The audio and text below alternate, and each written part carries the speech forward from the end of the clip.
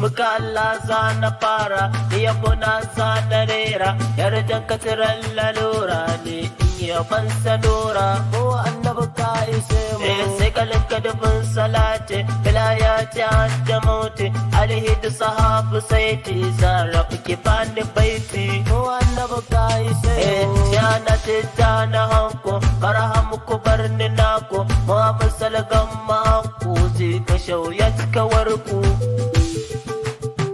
shakali mani isa gwaninmu shi ya samu ka kama kanmu ya fato sallagaji mu don Allah ka je ka kai mu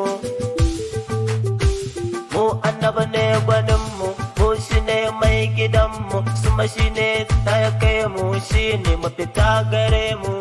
annaba ka ise mu hasken Allah ka ji ni kare ka mani kar a bar ni taimaka min ce a bani son ka shi ne za ya karni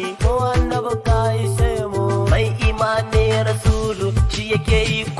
kullu ya sayyido mai jamalu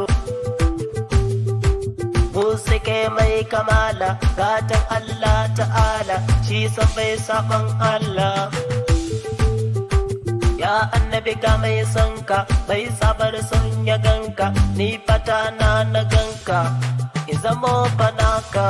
annabi ka ise mu wallani na kama sane inda shi ba mata wane shi da rabu ilahu ɗaya ne ka raba su ko za ka kone annabi ka ise mu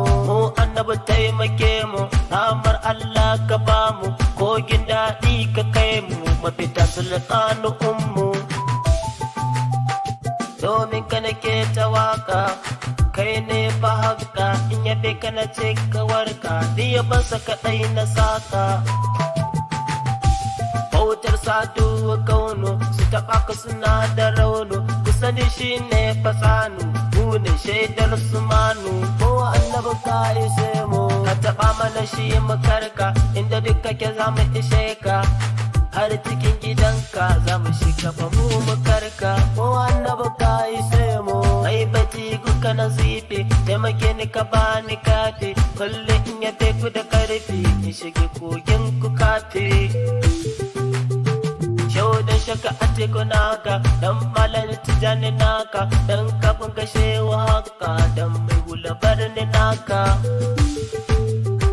dan balaraba je ga naka dan shiki saba naka dan aliya razuminka domin fito hinaka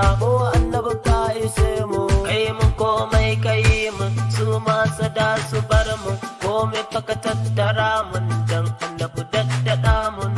annabi ka ise mu la ilaha illallah Allah la ilaha illallah Allah la ilaha